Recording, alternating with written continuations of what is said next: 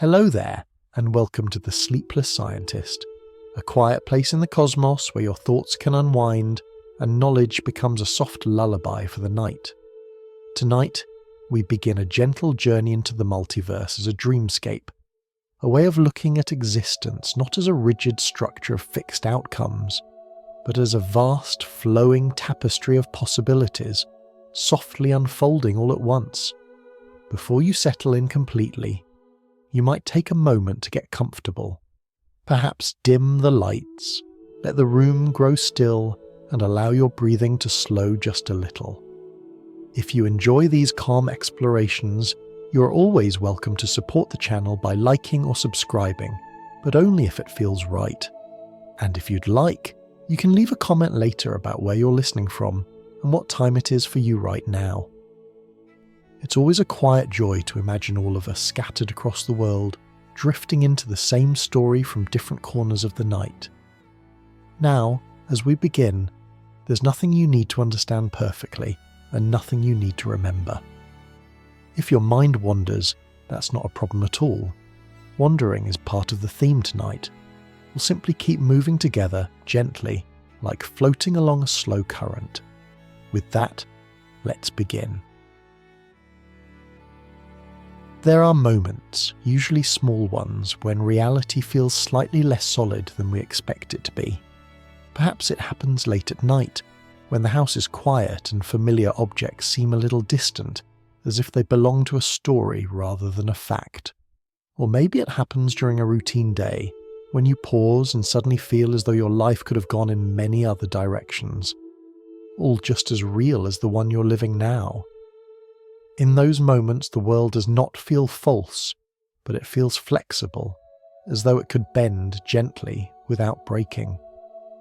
Most of the time, we're taught to think of reality as something firm and definite. One past, one present, one future. One correct sequence of events leading neatly from yesterday into tomorrow. Yet beneath that tidy picture, many people sense something quieter and more fluid.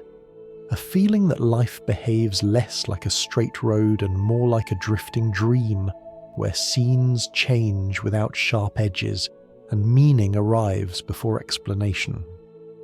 This feeling is not new. Humans have noticed it for as long as we have been telling stories. Long before modern science, people described the world as something that appears solid, but moves like a reflection on water. Not unreal, but not as fixed as it seems. Even today, that intuition has not gone away. It simply waits in the background, surfacing in moments of stillness. Modern science, in its own careful way, has begun to echo this softness. Not by declaring that reality is an illusion, but by suggesting that it is layered. What we experience on the surface is stable and reliable, yet underneath there is motion, uncertainty, and possibility. Outcomes are not always decided until they are encountered. Possibilities do not vanish abruptly.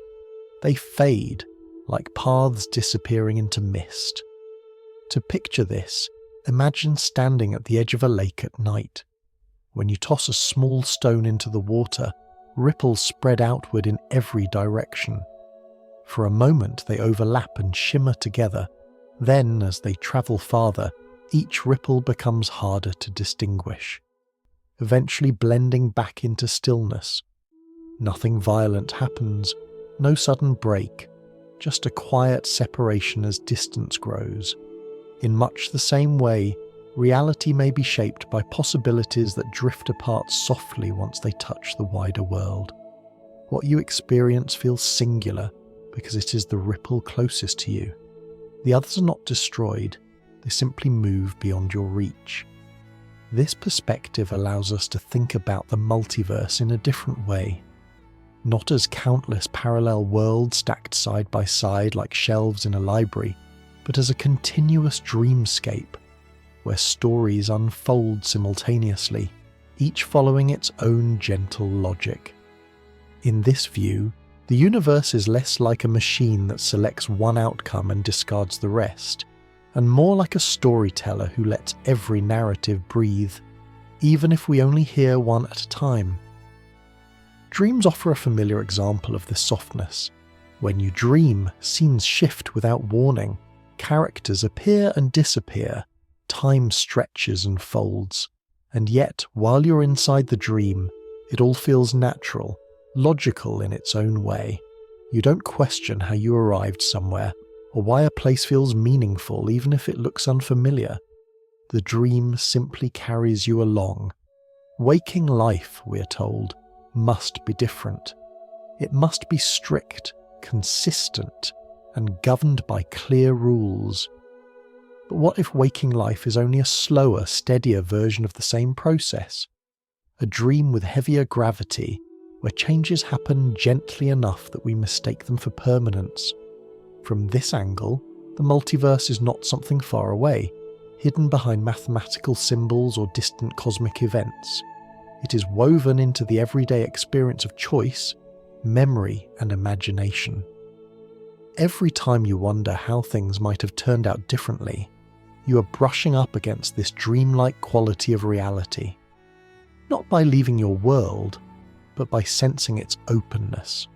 Importantly, this does not mean that anything can happen at any time, or that nothing matters. Dreams, after all, have structure. They follow emotional rules, narrative rhythms, and patterns shaped by the mind that creates them. In the same way, the universe appears to follow deep, consistent principles that keep it coherent, even as it allows for variation and possibility. Thinking of reality as softer than it looks does not remove meaning. It often does the opposite. When life is no longer seen as a single narrow path that must be walked perfectly, it becomes a landscape to explore gently. Mistakes feel less final. Choices feel less threatening.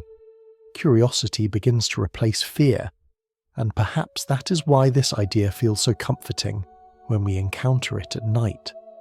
As the world grows quiet and the boundaries between waking and dreaming begin to blur, the notion of a drifting, forgiving reality feels more natural than the idea of a rigid one.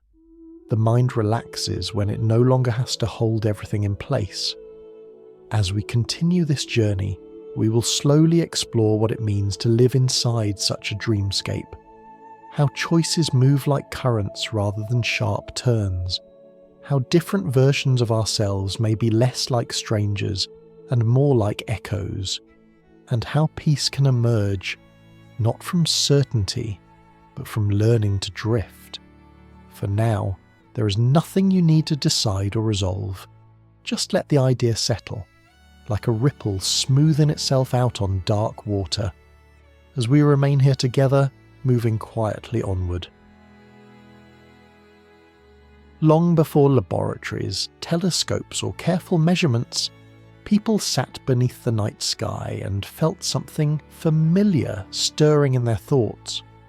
The stars did not only look distant, they looked symbolic, as if they were part of a story unfolding rather than objects fixed in place. Across cultures and centuries, humans returned again and again to the same quiet suspicion that reality might be less solid than it appears and closer to a dream than we usually admit. In many ancient traditions, the world was described not as a rigid structure, but as a veil, a living image, a play of appearances that carried meaning without always offering explanation. These ideas were not presented as puzzles to be solved, but as observations to be lived with. Reality was something you moved through, not something you pinned down. Stories from these traditions often speak of illusion, not in the sense of deception, but in the sense of performance, like a stage set that feels real while the play is happening, and only later reveals its constructed nature. The world mattered deeply, yet it was not absolute. It was expressive, symbolic, responsive to the mind that experienced it. Myths and folklore carried this understanding forward in a form that could be remembered. Heroes slipped between worlds.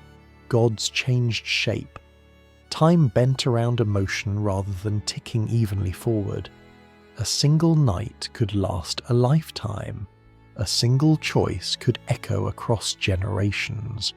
These stories were not trying to describe physical mechanisms, they were mapping inner experience, using dream logic to explain why life often feels meaningful before it feels logical. Even fairy tales, when listened to closely, follow the rules of dreaming. Causes and effects are linked by feeling rather than sequence. A door appears because someone is ready to walk through it. A transformation happens because a lesson has been learned, not because a switch was flipped. These narratives speak to a shared intuition, that reality responds to awareness, intention, and attention in subtle ways. What is striking is how familiar this sounds when placed beside modern reflections on reality. Without using the language of myth, science has gradually moved away from the idea of a universe that exists independently of observation. Instead, it suggests a cosmos where interaction matters, where outcomes settle only when they are engaged with, where certainty emerges gently rather than being locked in from the beginning. To keep this soft and intuitive, imagine reality as a painting that becomes more detailed the closer you stand to it. From a distance, shapes are blurred and possibilities overlap. As you move closer, details sharpen, lines appear, colours commit to specific forms. Nothing mystical is required to appreciate this image. It simply captures the idea that clarity grows with engagement. Ancient philosophies often expressed this through the metaphor of awakening. Life, they suggested, is a kind of sleep, and insight is a moment of lucidity within it. Not a dramatic rupture, but a subtle shift in awareness. You do not escape the dream. You recognize its nature while still inside it.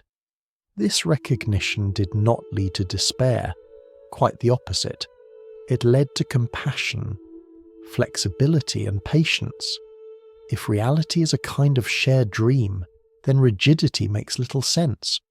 Clinging tightly to outcomes becomes unnecessary. What matters more is how gently one moves through the story. Across cultures, there is also a recurring sense that this dream is not private. It is shared, a collective experience shaped by countless minds over time. Myths repeat similar patterns in places that never directly touched. Floods, rebirths, journeys into darkness followed by return. These repeating symbols hint at something communal, as if humanity has been dreaming variations of the same story for a very long time. Rather than viewing this as coincidence, we might see it as resonance. When many minds observe the same world, even through different lenses, certain patterns naturally rise to the surface. They feel inevitable, not because they are enforced, but because they reflect something deep about consciousness itself. This idea helps us understand why the dream metaphor remains powerful even now. Despite all our knowledge, life still refuses to behave like a simple equation. Emotions bend time.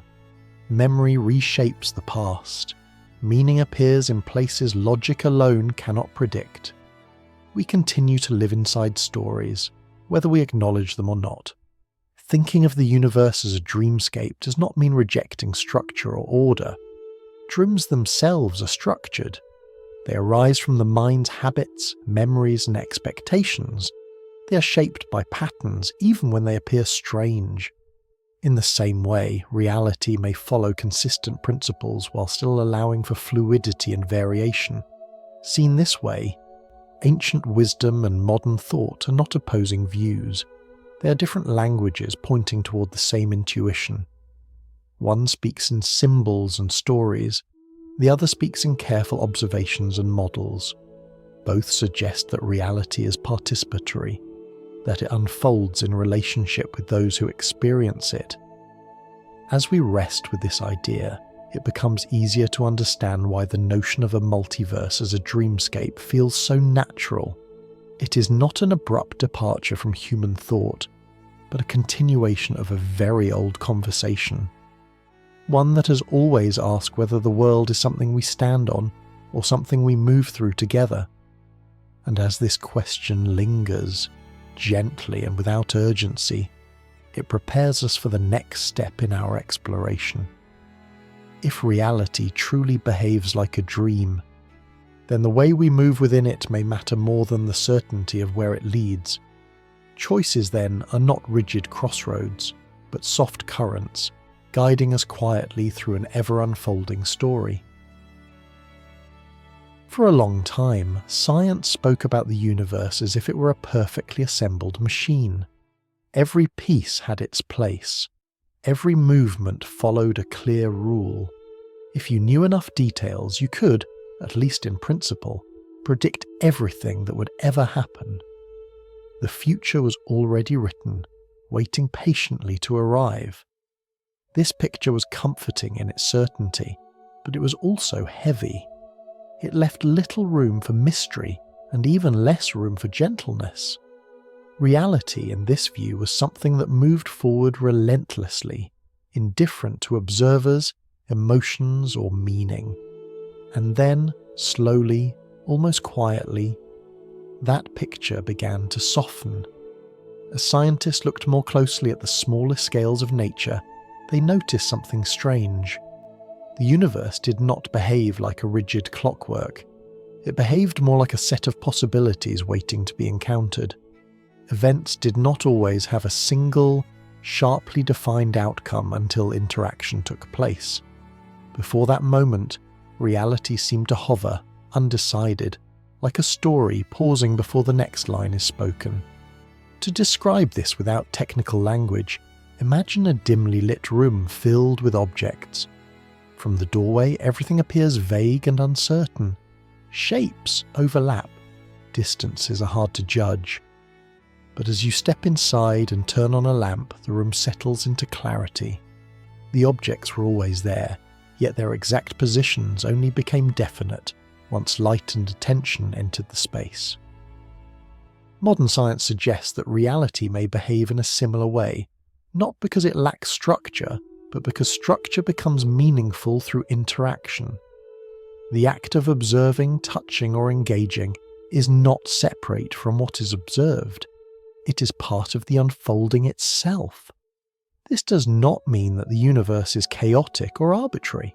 Quite the opposite. It follows deep, reliable principles.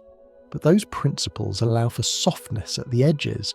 They allow for more than one story to exist, even if we experience only one at a time. One of the most surprising ideas to emerge from this shift is the notion that possibilities do not collapse violently into a single outcome. Instead, they drift apart. When an event interacts with its surroundings, different potential stories separate quietly, like paths in a foggy field becoming less visible as you walk farther along one of them. You do not hear doors slamming shut behind you. You simply notice that the other paths are no longer within reach. This gentle separation helps explain why the world feels stable to us. The story we're inside becomes clear and consistent, while other possibilities fade into the background. They are not destroyed. They're simply no longer part of the experience we're having. What is remarkable is how closely this resembles the logic of dreams. In a dream, many directions are possible. You could turn left or right, speak or remain silent, stay or leave. Yet once a choice is made, the dream flows forward smoothly. Alternative scenes do not interrupt you. They drift away, leaving the chosen narrative intact. The difference between waking life and dreaming may not be as dramatic as we think. Waking reality moves more slowly. Its rules are more consistent. Its transitions are gentler. But the underlying pattern, the way stories emerge from possibility, may be surprisingly similar. As science uncovered this softness, it also raised an unexpected question. If reality allows for multiple outcomes to unfold without conflict, what happens to the ones we do not experience? Are they simply theoretical ideas, or do they continue in some quiet form beyond our awareness? Rather than answering this question directly, modern thought often approaches it with humility. Some possibilities are treated as practical tools for understanding, not statements about what must exist. Others are explored as interpretations, different ways of telling the same underlying story. What matters most is not declaring a final answer, but noticing how these ideas change the way we feel about reality. When certainty loosens, curiosity grows. The universe becomes less like a courtroom demanding correct answers, and more like a landscape inviting exploration. This shift has emotional consequences. It affects how we think about choice, responsibility, and regret. If reality truly unfolds through gentle separation rather than harsh exclusion, then choosing one path does not require condemning the others. It simply means inhabiting one story fully, while trusting that the broader tapestry remains rich and complete. This perspective also helps explain why the universe appears orderly despite its openness. The environment itself plays a quiet role in shaping which stories become clear. Just as a dream follows the themes and memories already present in the mind, reality follows patterns shaped by its surroundings. What is stable gets reinforced. What is fragile fades. Over time, shared experiences emerge, giving us a sense of a common world. In this way, the universe feels less like a random generator of events, and more like a careful editor, allowing certain narratives to become widely visible while others remain subtle and private. We wake up each morning into a world that feels familiar because familiarity has been gently selected and repeated. None of this requires us to imagine dramatic splits or unreachable worlds stacked beyond the horizon. It only asks us to consider that reality may be more generous than we once thought. That it may allow many stories to exist even as it invites us to live inside just one. As this idea settles in, it begins to echo the ancient intuitions we explored earlier. The sense that reality is participatory, that awareness matters, that experience is not merely received but co-created in small, continuous ways. With this understanding, the multiverse begins to feel less like an abstract concept and more like a poetic description of how reality behaves when observed closely. Not loud, not chaotic, but soft, layered, and quietly responsive. And from here, it becomes natural to turn our attention inward. If the universe itself unfolds through gentle possibilities, then perhaps our own choices, large and small, follow the same pattern.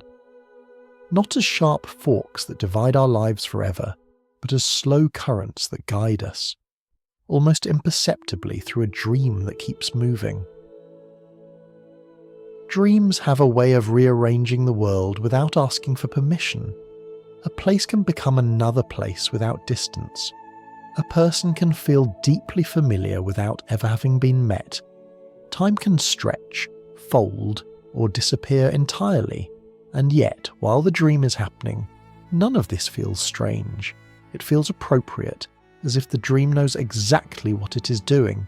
This is often called dream logic, though it is not a lack of logic at all. It is simply a different kind of order, one that does not rely on straight lines or fixed sequences. Instead, it follows meaning, emotion, readiness. A door appears because it is time to walk through it. A conversation happens because something needs to be understood, not because two characters happen to cross paths. When we wake up, we tend to dismiss this logic as fantasy, useful perhaps for creativity, but not something we would trust to describe the real world. And yet, if we look closely at waking life, we begin to notice traces of the same pattern. Important events often arrive before we feel prepared. Connections form without clear causes. Certain moments feel inevitable only after they have happened. Dream logic does not eliminate cause and effect. It softens it. Instead of rigid chains, it creates gentle arcs. Instead of insisting that one thing must lead directly to another, it allows meaning to guide the sequence. In this way, life often feels less like a list of instructions and more like a story unfolding at its own pace. When applied to the idea of the multiverse, dream logic offers a calm alternative to sharp divisions. Rather than imagining reality splitting violently at every decision, we can imagine it flowing. Each choice nudges the story in a slightly different direction, much like a dream shifts scenes without tearing itself apart. The continuity remains even as the details change. This perspective helps us move away from the fear that often accompanies discussions of multiple realities. The fear that everything is fragmenting, or that nothing truly matters because too many things are possible. Dream logic suggests the opposite. In dreams, everything matters deeply, even when it is fleeting. The meaning is not reduced by variety, it is enriched by it. Consider how dreams handle contradictions. You can be both yourself and someone else at the same time. A place can feel safe and unsettling simultaneously. These contradictions do not cancel each other out. They coexist, creating a richer experience. Waking life too often asks us to hold conflicting truths. We can love something and feel uncertain about it. We can move forward while still carrying the past. If reality is approached through dream logic, these contradictions stop being problems to solve and become textures to live with. The universe no longer demands that everything fit neatly into one frame. It allows overlapping narratives, each meaningful in its own way. This is where the idea of a dreamscape multiverse becomes especially gentle. Instead of thinking in terms of separate worlds competing for existence, we can imagine a continuous landscape of stories, each shaped by subtle shifts in attention, choice, and circumstance. Nothing is torn away, nothing is wasted. The dream simply leans in a new direction. In this landscape, cause and effect still exist, but they behave more like currents than commands. A current influences where you drift, but it does not force you. You can paddle gently. You can rest. You can allow yourself to be carried for a while. The water responds, but it does not punish. This way of seeing reality also changes how we think about understanding. In dreams, understanding often arrives as a feeling rather than a statement. You know something is important before you know why. Meaning precedes explanation. Many of life's most significant moments work the same way. We sense their importance long before we can articulate it. Science itself sometimes moves this way, even if it later translates its insights into careful language. Intuition guides curiosity. Patterns are felt before they are named. What begins as a vague sense of something is happening here gradually becomes a clearer picture. Dream logic is not opposed to clarity, it is often its beginning. As listeners, especially at night, we're already close to this way of thinking. The boundaries between thought and image, memory and imagination, start to blur as the day fades. Ideas do not need to be pinned down. They can be held lightly, allowed to drift through awareness without being forced into conclusions. This makes dream logic particularly well suited for exploring questions that resist final answers. Questions about existence, possibility and meaning do not always benefit from sharp definitions. Sometimes they ask for patience, for listening, for allowing different ideas to overlap until something quietly resonates. Seen this way, the multiverse is not a technical problem to be solved, but a poetic description of openness, a way of saying that reality is more generous than a single storyline, that the universe allows room for variation, growth, and reinterpretation without losing coherence. When we adopt this perspective, we also soften our relationship with uncertainty. Not knowing becomes less threatening. Ambiguity becomes a space to rest rather than a gap to fill. Like a dream that has not yet revealed its next scene, the unknown can feel inviting instead of alarming. This prepares us for the next step in our journey. If reality flows according to a kind of dream logic, then the choices we make within it may not be rigid tests with permanent consequences. They may be gentle movements within a living story, shaping our experience without closing off the richness of what could be. For now, we can simply remain with the feeling that meaning does not need to be forced. It can emerge naturally, as long as we give it time and attention. Just as dreams unfold without effort, the universe may be doing the same, quietly arranging its stories as we drift alongside them.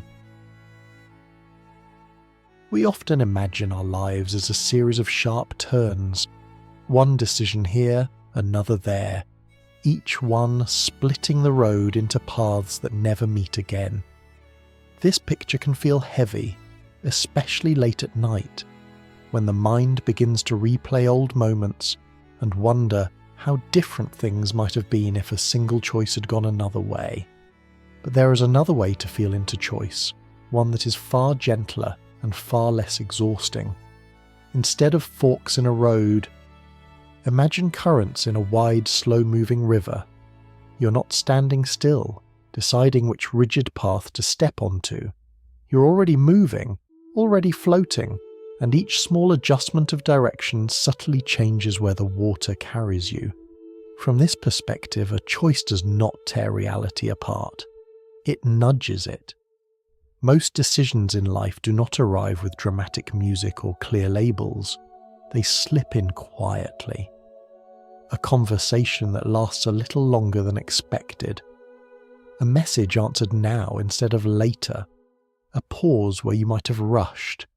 These moments rarely feel important when they happen, yet they often shape the tone of what follows. When choices are seen as currents, they stop feeling like tests you can fail. There is no single correct direction that guarantees happiness, nor a single mistake that ruins everything. There is only movement, guided by attention, intention, and circumstance, all blending together. This way of seeing aligns beautifully with the idea of a dreamscape reality. In dreams, you are constantly choosing, yet rarely aware of it. You turn down a hallway without deliberation. You speak without planning your words. The dream responds immediately, not by judging your choice, but by continuing the story in a way that feels coherent. The dream does not punish you for not choosing perfectly. It simply adapts. Waking life, when softened by this understanding, can feel similar. The universe does not appear to demand flawless decisions. It seems more interested in responsiveness. When you move, it moves with you.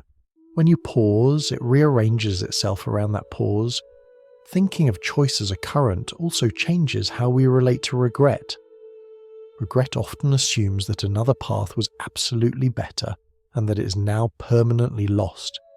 But if reality is generous enough to allow many stories to unfold, then regret loosens its grip. The other possibilities were not destroyed. They simply belong to different flows. This does not mean we stop caring about our actions. Currents still matter. A river carries you somewhere, but caring does not require fear. You can steer gently without believing that one wrong movement will throw you out of the story entirely. At night, when thoughts slow down, this idea can feel especially soothing. The pressure to have chosen correctly begins to dissolve. You realize that life has been responding to you all along, not grading you, but adapting with you. Every choice has been part of a conversation rather than a verdict. There is also a quiet freedom in realizing how small many choices truly are. The mind tends to magnify them, turning everyday decisions into symbols of identity or destiny. Yet most choices are simply adjustments in rhythm. They change the mood of the day, not the meaning of existence. When seen this way, the future feels less fragile. This does not remove uncertainty. Currents can be unpredictable. You cannot always see where they lead. But unpredictability does not have to be threatening. In a dream, not knowing what comes next is part of the experience. The unknown is not an enemy. It is a space where the story can breathe. When you allow yourself to drift rather than force direction, something subtle happens. You become more attentive. Instead of fixating on outcomes, you notice signals, a feeling of ease, a sense of resistance. A quiet curiosity pulling you towards something you cannot yet name. These are not instructions, but invitations. In this state, decisions arise more naturally. You choose not because you are afraid of the alternative, but because one direction feels slightly more alive than the others. The difference can be small, almost imperceptible, yet it is often enough. This approach also softens how we judge others. If everyone is drifting through their own set of currents, shaped by experiences we cannot fully see, then comparison loses its sharp edge. Another person's path is not evidence that you chose incorrectly. It is simply evidence that the river flows differently where they are. Within a dreamscape multiverse, all these currents exist together, overlapping without conflict. Each one carries its own story, its own timing, its own lessons. No current invalidates another, they simply pass through the same wide landscape. As we rest with this idea, it becomes easier to let go of the need to control every turn. Control is exhausting. Drifting, when done with awareness, is not surrender. It is participation without tension.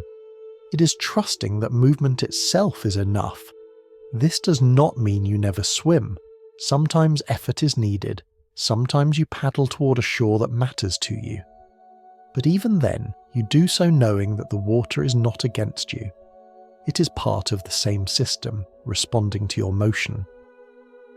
As this understanding settles, the fear around choice begins to quiet. The mind stops racing through imagined futures, trying to secure the best possible outcome. Instead, it relaxes into the present movement, confident that wherever the current leads, the story will continue. And as that calm deepens, we are gently prepared to look closer at the smallest movements of all. The tiny decisions that seem almost invisible, yet somehow shape entire dreamscapes without ever demanding our attention. There is a quiet kind of power in small things, not the kind that announces itself or demands attention, but the kind that works patiently in the background, shaping the atmosphere of a life one gentle adjustment at a time. When we look back on our days, it is rarely the grand, dramatic moments that feel most influential. More often, it is the ordinary choices, the ones we barely noticed when we made them. A slightly later morning, a different route taken without much thought, a conversation that lingered instead of ending quickly.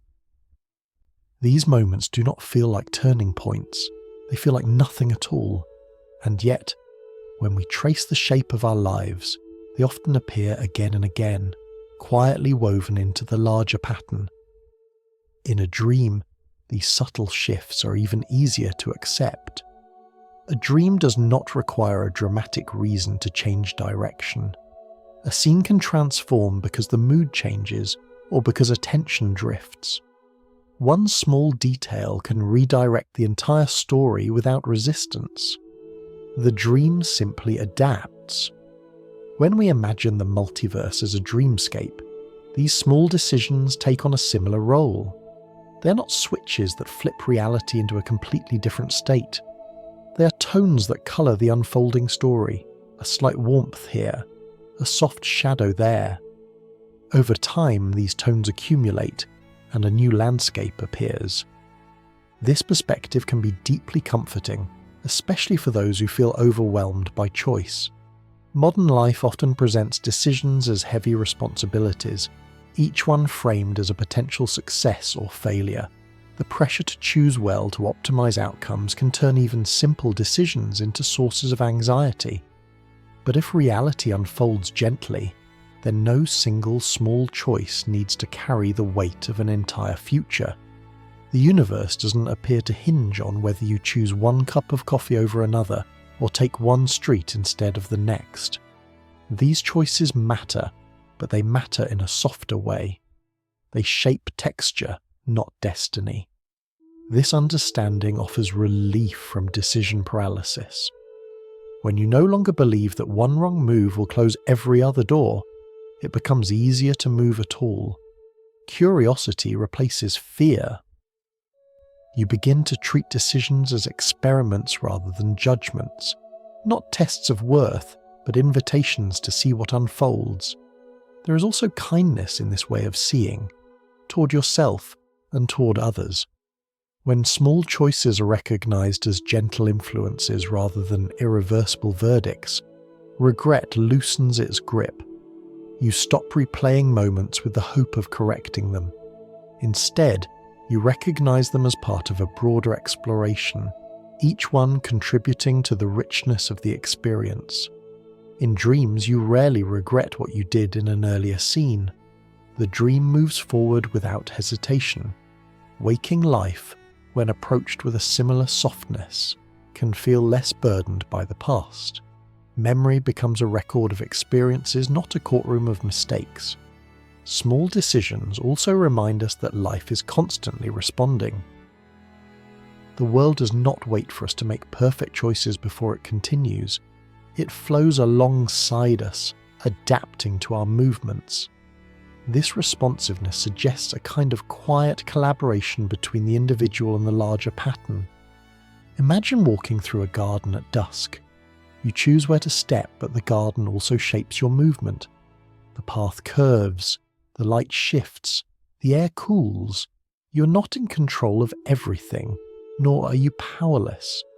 You're participating in a living environment, and the experience emerges from that relationship. Within a dreamscape multiverse, countless such walks are happening at once, each shaped by tiny adjustments, each unfolding into a complete and meaningful story. None is privileged above the others, each is valid within its own context. This idea gently reframes the concept of missed opportunities. If small decisions lead to vast dreamscapes, then every path contains its own depth. What appears lost from one perspective may be fully realized from another. There is no single version of life that captures all meaning. Meaning arises wherever attention is given. At night, when the mind grows quieter, this realization can be especially soothing. The sense that you did not need to choose perfectly today, that your small decisions were enough, that life did not require you to foresee every consequence in order to continue unfolding beautifully. This does not mean abandoning responsibility. Awareness still matters, kindness still matters, intention still matters. But these qualities operate best when they are not weighed down by fear. When choices are made from curiosity and care rather than pressure, they align more naturally with the flow of experience. As you begin to rest more fully into this idea, you may notice a subtle shift. The future feels less like a fragile object you must protect and more like an open space you're invited to explore. The present moment becomes sufficient, not because it is perfect, but because it is alive. And within this living moment, even the smallest choice becomes meaningful in a quiet way. Not because it determines everything that follows, but because it participates in the ongoing creation of the story. As we continue, we will explore how letting go of tight control opens the door to unexpected connections and moments of serendipity. How drifting, rather than forcing direction, can lead to discoveries that no amount of planning could have produced. For now, allow the idea to settle gently. Small decisions, vast dreamscapes, a life shaped not by single turning points, but by countless soft movements, all working together in ways that only become clear when we look back with kindness. There are moments in life that feel discovered rather than planned. You are not searching for them. You did not map them out in advance. They appeared quietly, almost shyly, as if waiting for you to stop looking so hard. These moments are often called lucky. but luck does not quite capture their nature. They feel more like invitations that only become visible when the grip of control loosens. This is the gentle territory of serendipity. Serendipity is not chaos. It is not randomness throwing gifts in your direction. It is what happens when movement continues without rigid expectations, when attention remains open. When you allow the current to carry you a little farther than you intended. In a dream, serendipity feels natural. Scenes shift, encounters occur, insights appear without effort. The dream does not reward planning, it responds to presence. In waking life, we often try to force outcomes. We plan carefully, optimize relentlessly, and measure progress against imagined futures. While planning has its place, it can also narrow perception. When the mind becomes fixed on a specific destination, it stops noticing the subtle openings along the way. Serendipity, by contrast, thrives in peripheral vision. It appears when attention is wide rather than sharp. Thinking of the multiverse as a dreamscape helps soften our relationship with outcomes. If reality is generous enough to allow many stories to unfold, then not every discovery needs to be engineered. Some are meant to be wandered into, not because effort is unnecessary, but because timing and openness matter just as much as intention. Many creative breakthroughs share this quality. Artists often describe ideas arriving when they stop trying to force them. Scientists speak of insights emerging during walks, conversations, or moments of rest. These discoveries are not accidents. They are responses to a mind that has made space. In dreams, this process is effortless. You do not search for meaning. Meaning arrives. A symbol appears because it fits the emotional landscape. A character speaks because something needs to be said. The dream seems to know where it is going, even when you do not. When we allow a bit of this dreamlike trust into waking life, we create conditions where unexpected connections can form. Conversations drift into new territory. Interests overlap in surprising ways. Opportunity appear not because they were summoned, but because awareness was relaxed enough to notice them. This does not mean abandoning direction altogether. Letting go is not the same as giving up. It is the difference between gripping the steering wheel tightly and allowing small adjustments while watching the road. One creates tension, the other creates responsiveness. Within a dreamscape multiverse, serendipity is not a rare exception. It is a natural feature of a system that allows multiple narratives to coexist. When you're not forcing a single storyline to dominate, other threads have room to surface. These threads often carry a quiet sense of rightness, not because they guarantee success, but because they resonate with where you are. This resonance is subtle. It may feel like curiosity rather than certainty, like a gentle pull rather than a command. The challenge is that modern life often trains us to ignore these signals. We are taught to prioritize clarity, decisiveness, and control. Serendipity asks for something different.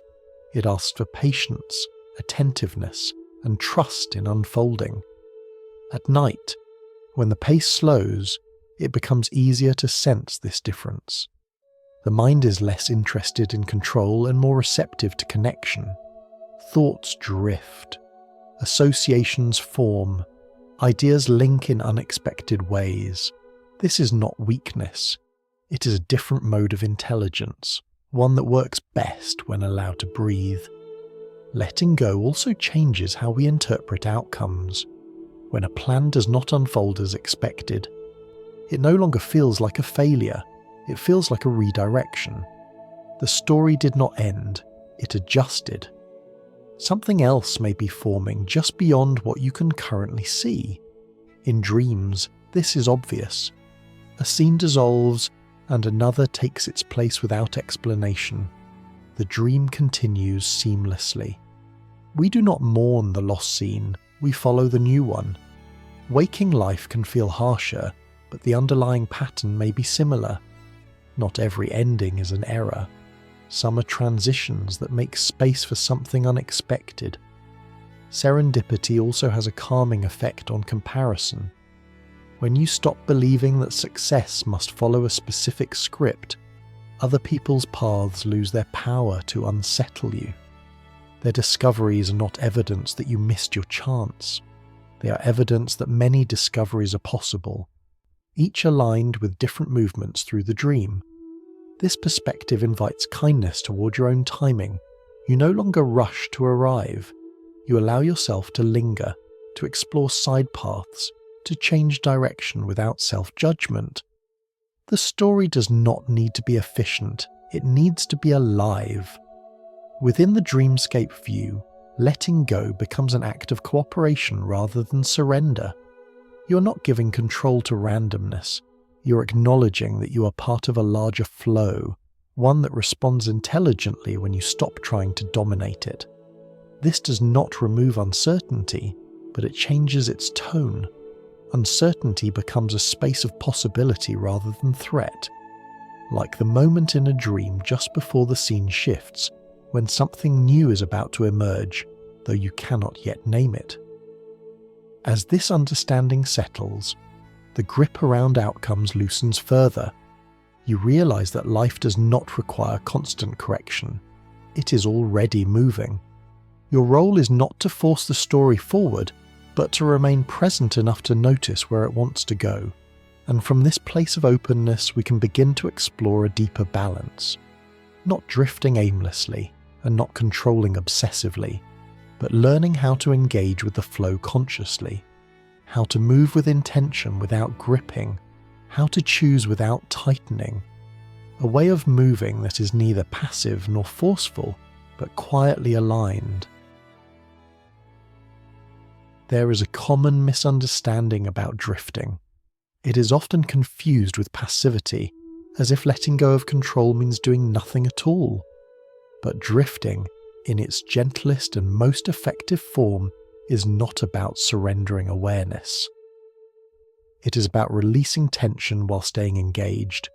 It is the art of moving without clenching. In a dream, you are rarely passive. You walk, speak, decide, react, yet you do not strain to control the dream's direction.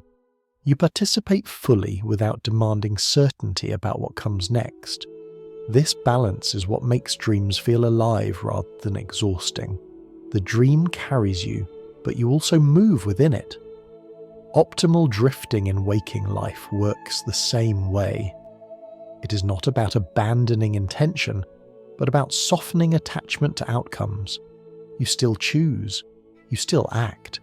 You simply stop gripping the future as if it must unfold in one specific way. When people grip too tightly, they often mistake tension for effort. They believe that constant pressure is necessary to keep life on track. Yet this pressure can narrow perception. It reduces flexibility. It makes every unexpected turn feel like a threat rather than an adjustment. Optimal drifting invites a different relationship with effort. Effort becomes responsive instead of rigid. You act when action feels aligned. You pause when pausing feels wise. Neither state is superior, both are part of the same flow. To picture this, imagine floating on calm water with a paddle in your hands. You're not helpless. You can guide yourself gently, steering away from obstacles or towards something that draws your attention. But you're not fighting the water. You're cooperating with it. When the current shifts, you adjust. When it stills, you rest. This image captures the heart of optimal drifting. Choice remains present, but strain dissolves. Within the Dreamscape view of reality, this balance feels especially natural. If the universe unfolds through gentle possibilities rather than rigid commands, then excessive control is unnecessary. The system is already responsive. It does not need to be forced into alignment. This understanding changes how decisions feel in the body. Instead of tightness in the chest or urgency in the mind, choices begin to register as subtle preferences. One option feels slightly lighter, another feels heavier. These sensations are not guarantees of success. They are signals of resonance. Listening to these signals does not require belief in anything mystical. It simply requires attention.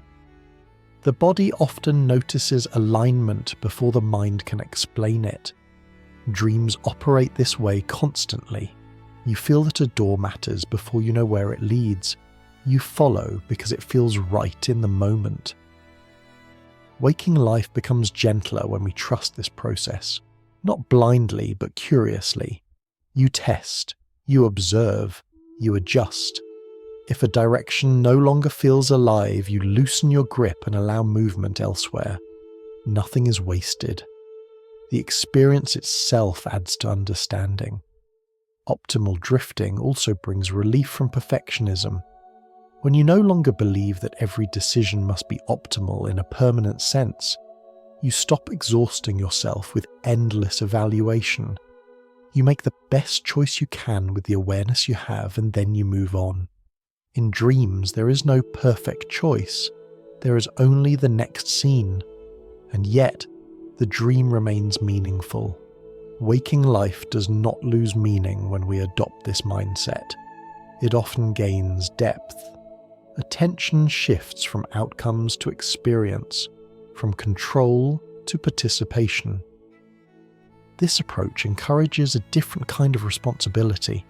Instead of being responsible for predicting the future, you become responsible for staying present, for noticing when tension arises, for recognizing when effort has turned into gripping.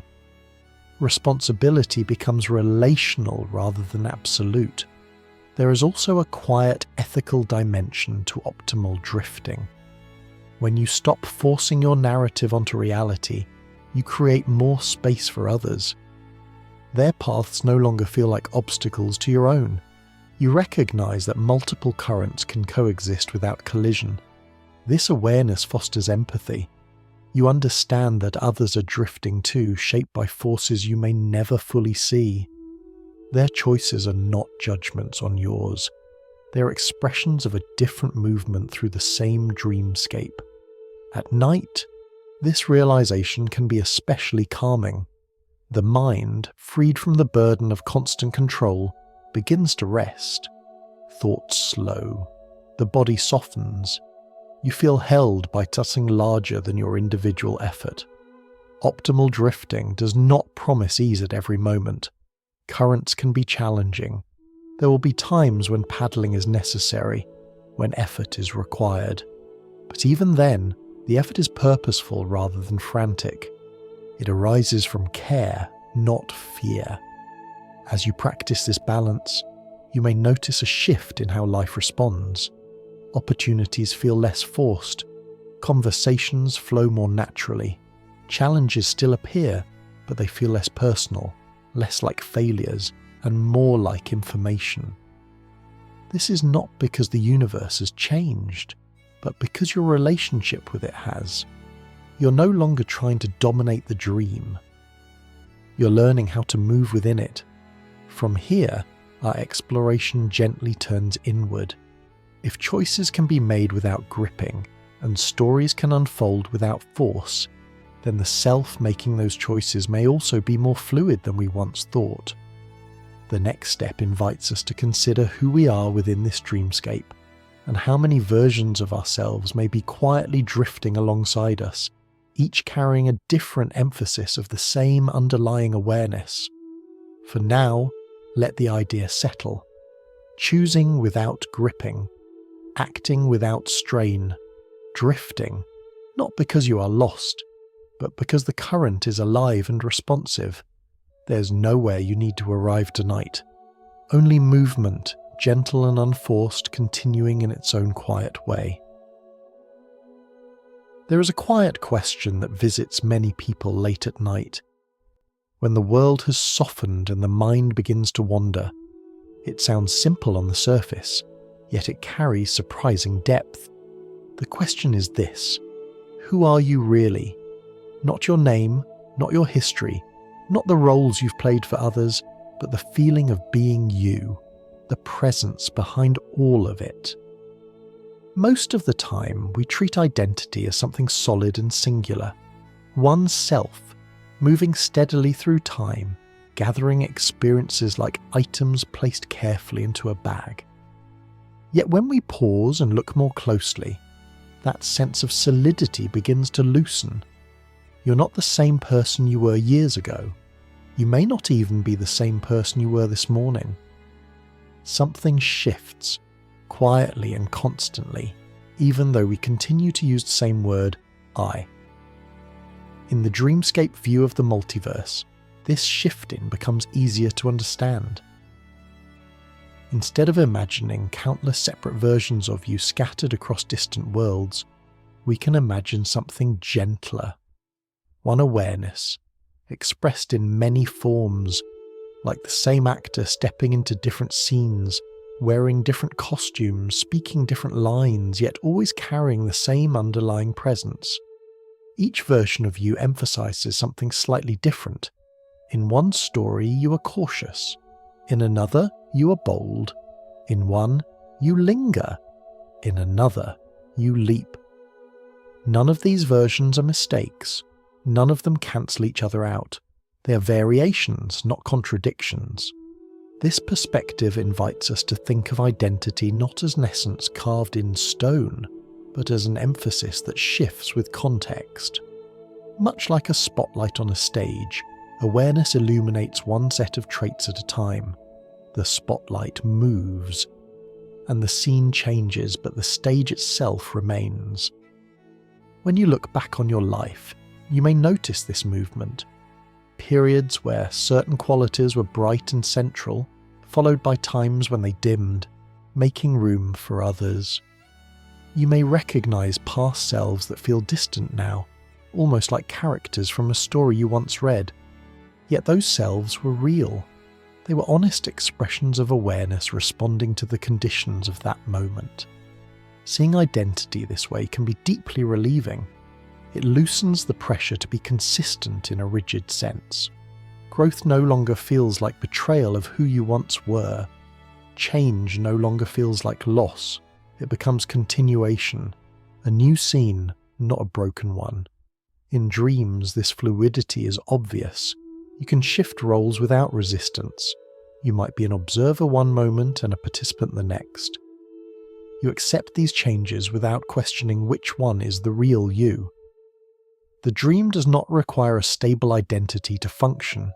It only requires awareness to keep moving. Waking life often demands more coherence, but perhaps not as much as we think.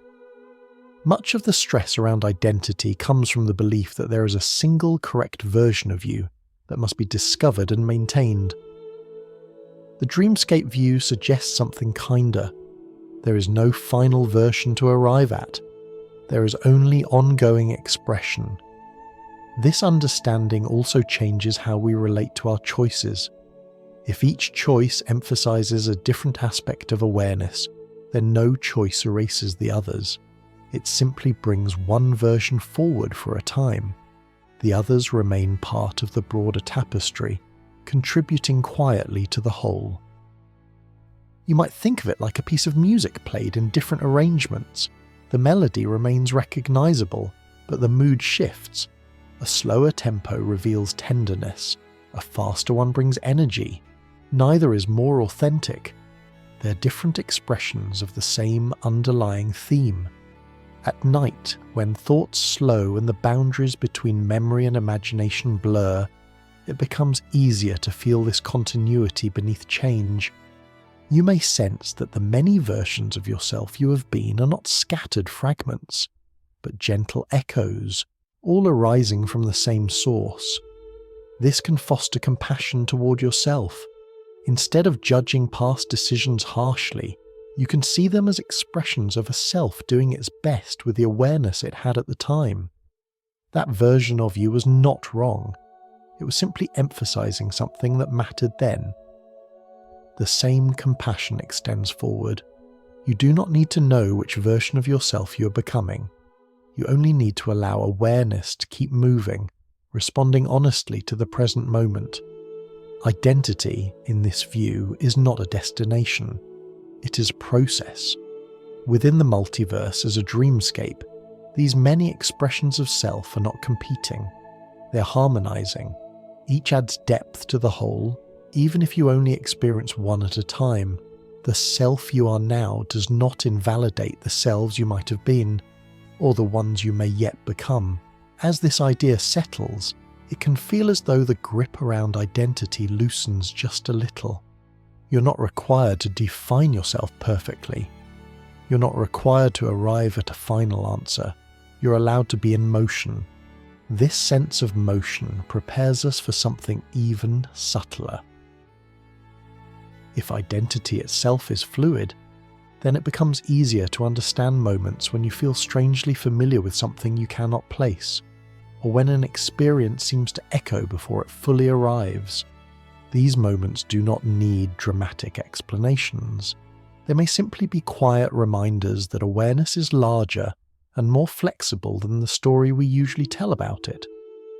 For now, let yourself rest with the idea that you are not a single fixed point, moving through time but a living presence expressed again and again in slightly different forms. The spotlight shifts, the scenes change, and through it all, awareness remains, gently watching, gently participating as the dream continues to unfold. There are moments that arrive without warning, moments that feel strangely out of place in time. You step into a room you've never seen before, and yet a quiet certainty settles in your chest, as if you've already been there. A conversation unfolds, and before the words are spoken, you feel you know how it will end.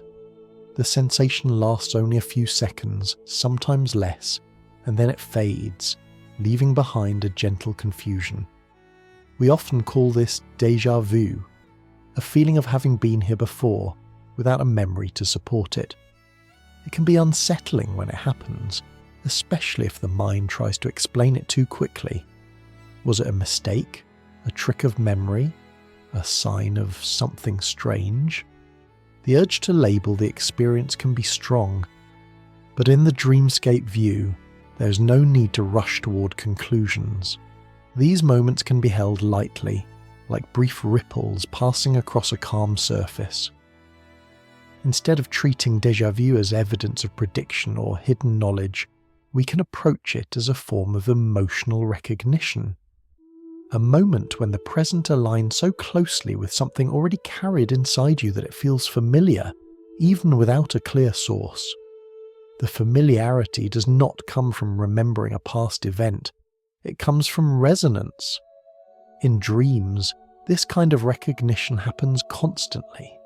You encounter places that feel important without knowing why. You meet characters who feel known, even if they have no name. The dream does not require an explanation for this familiarity. It simply allows it to be felt. Waking life is usually less forgiving. We expect experiences to fit neatly into memory. If something feels familiar, we assume we must have encountered it before. When we cannot find the memory, discomfort arises. But perhaps familiarity does not always come from memory. Perhaps it sometimes comes from pattern. Consider how music works. You can hear a melody for the first time and still feel as though you've known it for years. Certain combinations of notes seem to echo something already present in you. The feeling of recognition is real, even though the experience is new. Familiarity in this sense is not about repetition, it is about alignment. Déjà vu may arise in much the same way. A moment aligns perfectly with internal rhythms, expectations, or emotional landscapes, creating the sensation of having been anticipated. Not because it was foreseen, but because it fits. From the perspective of the multiverse as a dreamscape, these experiences can be understood without invoking certainty or prophecy. They are not messages from the future. They are not proof of parallel lives intersecting. They are quiet overlaps in meaning, moments where the story you are living briefly harmonizes with stories you have imagined, feared, hoped for, or rehearsed internally. Our minds are constantly simulating possibilities. We imagine conversations before they happen. We picture outcomes. We replay scenarios. Most of these simulations remain unnoticed, blending into the background of thought. Occasionally, reality unfolds in a way that closely matches one of these inner rehearsals, and the overlap creates a sense of familiarity without a clear memory attached. This does not make the experience trivial. The feeling itself can be profound. It can slow you down, drawing attention to the present moment in a way few other sensations do. For a brief instant, the usual sense of linear time loosens. Past expectation and present experience feel intertwined. Premonitions, when they are spoken of gently, can be understood in a similar way. Not as predictions carved into the future, but as narrative echoes, hints of where the story might flow based on patterns already in motion. The mind is sensitive to subtle cues. It notices changes in tone, rhythm, and direction long before conscious thought catches up. In dreams, these echoes are woven directly into the narrative. You often know that something is about to happen without knowing how you know. The dream prepares you emotionally before events unfold. Waking life occasionally offers the same courtesy, though far more quietly. Approaching these experiences with curiosity rather than certainty keeps them from becoming heavy. There is no need to assign them cosmic importance, nor to dismiss them as meaningless. They can be appreciated as moments of heightened alignment, brief reminders that awareness is more nuanced than simple cause and effect. This gentle framing protects the sense of wonder without tipping into fear or fixation. It allows the experience to pass naturally, without demanding interpretation. Like a dream image that lingers for a moment after waking, déjà vu can be noticed, acknowledged, and then allowed to fade. Holding these moments lightly also prevents them from becoming sources of anxiety. Some people worry when they experience déjà vu, fearing that it signals something wrong. But in the context of a dreamscape reality, it can be seen as a normal byproduct of a mind that is deeply engaged with meaning. The world we move through is dense with patterns, familiar shapes, familiar sounds, familiar emotions. Occasionally these patterns align just enough to create a sense of repetition without a record. It is not a flaw. It is a feature of a system that allows richness and depth. At night, when the mind is already drifting closer to the logic of dreams, these experiences often feel less threatening. The need to explain them fades. They become part of the quiet mystery of being conscious, another texture in the fabric of experience. As we continue to explore the idea of alternate selves and multiple narratives, it is important to remember this softness. Not every strange feeling needs a grand explanation. Some are simply invitations to notice how layered awareness can be. These moments of familiarity, these quiet whispers of recognition, do not pull us out of the present. They draw us more deeply into it. For a brief instant, we're fully here, attentive and alert before the story moves on. And move on it does, gently and without urgency, leaving behind not answers, but a sense of connection. A reminder that experience is richer than memory alone, and that meaning can surface in places we did not expect. As this understanding settles, we're prepared to turn towards something even more tender. If our awareness can recognize patterns beyond strict memory, then perhaps it can also hold our past selves with more compassion, seeing every version not as a mistake to be corrected, but as a necessary chapter in a story that continues to unfold. There is a particular weight that many people carry quietly, often without realizing it. It is the weight of looking back and believing that things should have gone differently. That one choice should have been changed, that one moment should have been handled better, that a different version of yourself would have lived a better life. This weight is usually called regret, but beneath it lies something more tender, a longing to protect the past, a wish to reach back and reassure the person you once were, to guide them gently away from pain. When that wish has nowhere to go, it can turn inward, becoming self-judgment. Within the dreamscape view of reality, there is another way to meet this feeling. If existence unfolds as a landscape of many narratives, then every version of you that has ever appeared is not a failure to be corrected, but a chapter that needed to be lived. Each version arose from a specific set of conditions, emotions and understandings. None of them had access to what you know now. None of them were careless in the way hindsight sometimes suggests. They were responding honestly to the moment they inhabited. In dreams, characters rarely apologize for their earlier actions. The dream simply moves forward, carrying the emotional consequences into the next scene. Healing happens not by rewriting what occurred, but by allowing the story to continue in a new way. Waking life can feel harsher, but the underlying process may be similar. When we look back with kindness rather than correction, something subtle shifts. The past stops feeling like a problem that must be solved.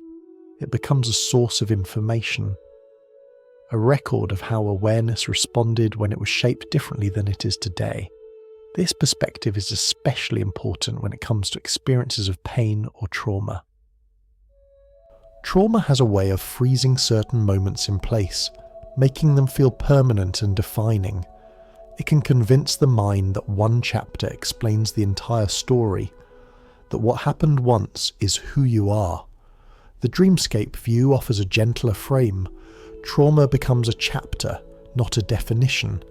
It is part of the story, but not its conclusion. The presence that experienced pain is the same presence that continues now, capable of new expressions, new meanings, and new forms of safety. This does not diminish the seriousness of what was endured. Compassion is not denial. Instead, it recognizes that suffering occurred within a broader narrative that did not end there. Healing does not require erasing the past.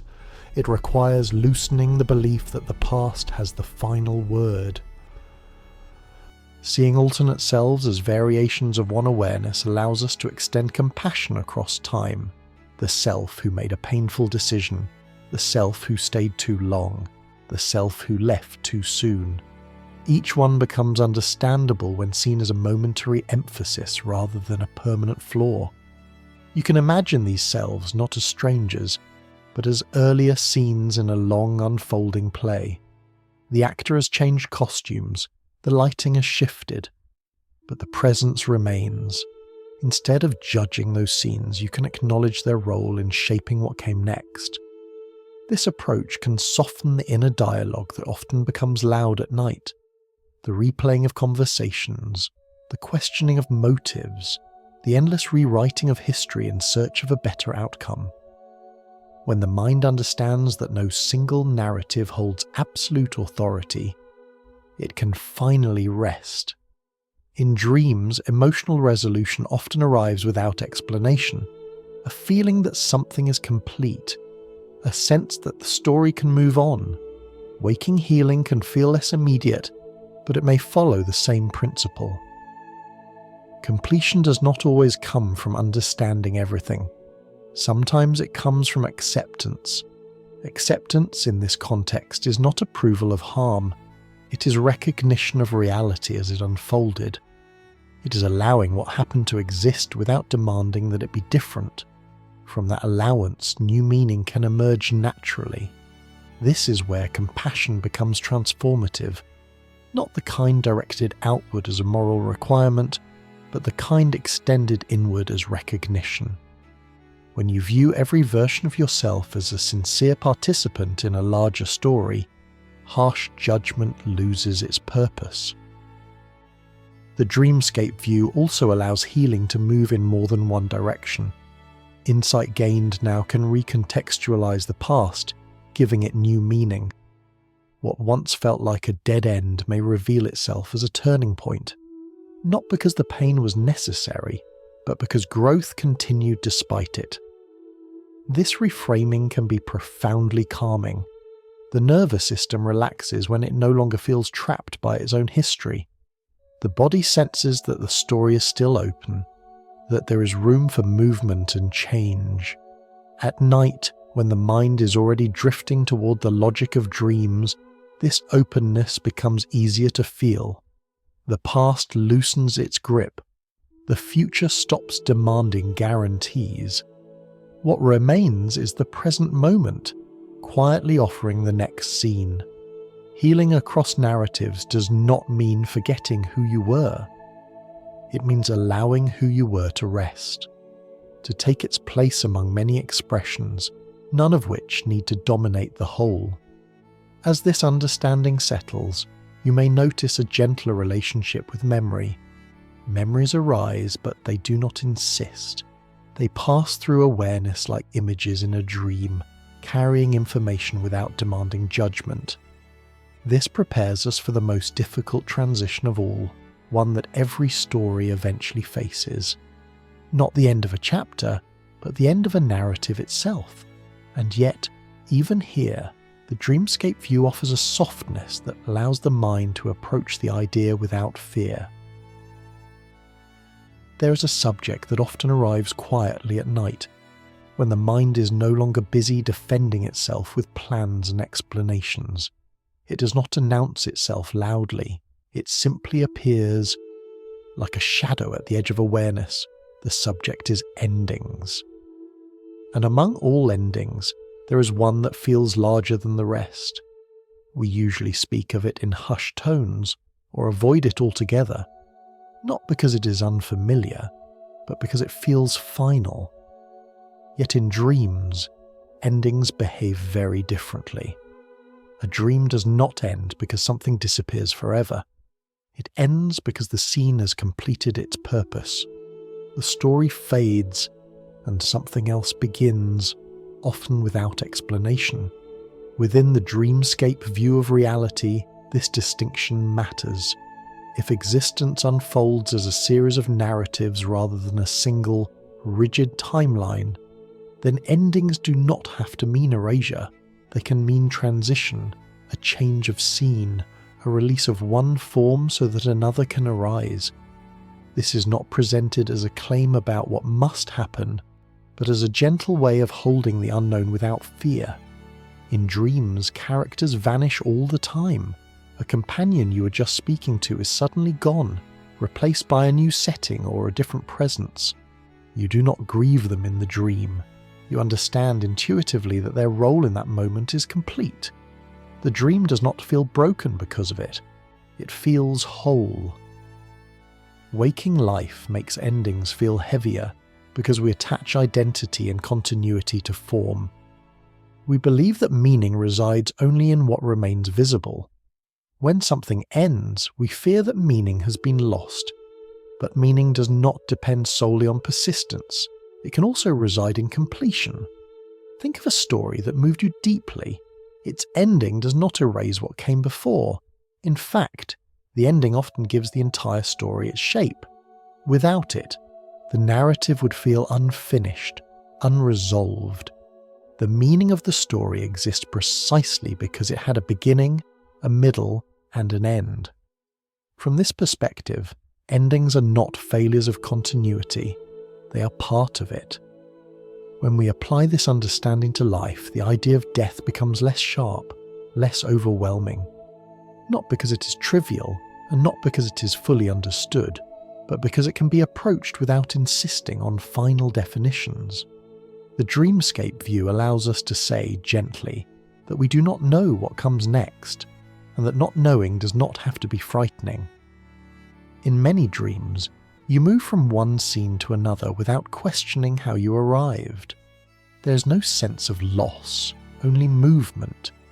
While waking life involves deeper attachments and emotions, the underlying intuition may still be there. That endings serve a function, even when we cannot see beyond them. This way of seeing does not deny grief. Grief is a natural response to change, especially when it involves deep connection. But grief does not require the belief that everything meaningful has vanished. It can coexist with the sense that what was experienced continues to matter, even if its form has changed. Within a dreamscape multiverse, every story leaves an imprint. Every interaction shapes the larger tapestry. Nothing is truly wasted, because nothing is isolated. The influence of a story extends beyond its visible duration, weaving into other narratives in ways that are often subtle and unseen. This understanding can be deeply reassuring. It suggests that meaning is not fragile. It does not depend on permanence. It arises from participation. From being present while a story is unfolding, however long it lasts. At night, when the mind grows quieter, it becomes easier to rest in this idea. The need for certainty softens. The urge to control the unknown relaxes.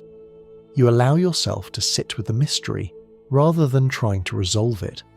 Dreams themselves offer a practice for this. Each night you surrender consciousness without fear. You trust that something will carry you through the dark hours. You do not demand to know how or why. You simply let go. And each morning awareness returns renewed without effort. This daily rhythm quietly teaches us that continuity does not require constant awareness, that rest itself is a form of trust, that letting go is not the opposite of living but part of it. When we think of endings in this way, they stop feeling like abrupt stops and begin to feel like pauses, moments where the story gathers itself before shifting shape. We may not witness what comes next, but that does not mean there is nothing beyond the pause. This framing allows the mind to approach the idea of death without panic or avoidance, not as a problem to be solved, but as a mystery to be held with gentleness. The question changes from what will happen to how can I rest with not knowing. In the dreamscape view, resting with uncertainty is not weakness, it is wisdom. It acknowledges the limits of explanation while honouring the continuity of meaning. As we sit with this idea, something softens in the body. The tightness around endings loosens. The fear of disappearance gives way to a quieter understanding. That what matters is not how long a story lasts, but how fully it is lived while it unfolds. And from this place of quiet acceptance, the heart becomes ready for something lighter. If endings do not erase meaning, then life itself does not need to be lived under the pressure of getting everything right. There is room for curiosity, exploration, and peace. As we move forward, we will begin to feel the emotional release that comes from this realization. The freedom of no longer needing a single correct path. The relief of knowing that every story once lived has already mattered. For now, allow the idea of gentle endings to settle like a calm night sky. Not empty, not final, but vast and quiet, holding more than it reveals. And let yourself rest in that spaciousness as the dream continues in its own unhurried way. There is a quiet pressure many people live with, often without naming it. The pressure to have chosen correctly, to be on the right path, to look back at life and feel certain that each turn led where it was supposed to go. This pressure rarely shouts. It hums in the background, especially in moments of stillness, asking questions that never quite settle. What if I chose wrong? What if there was a better version of this life? These questions can feel heavy, not because they are loud, but because they suggest that meaning is narrow, that there is one correct storyline and that everything else is a deviation. Within the dreamscape view of reality, this pressure begins to soften. If existence unfolds through many possible narratives, then meaning is not confined to a single route. it does not hide behind one perfect sequence of decisions. It emerges wherever awareness participates sincerely. Every path, once lived, becomes meaningful by the very act of being experienced. This does not mean that all choices feel equally pleasant, or that difficulty is an illusion. Some paths are harder than others.